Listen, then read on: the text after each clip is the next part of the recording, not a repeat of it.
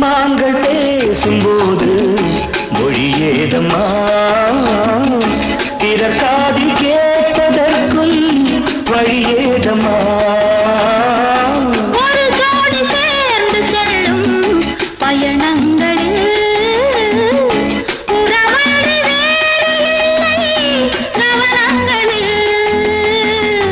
இளமாமையில்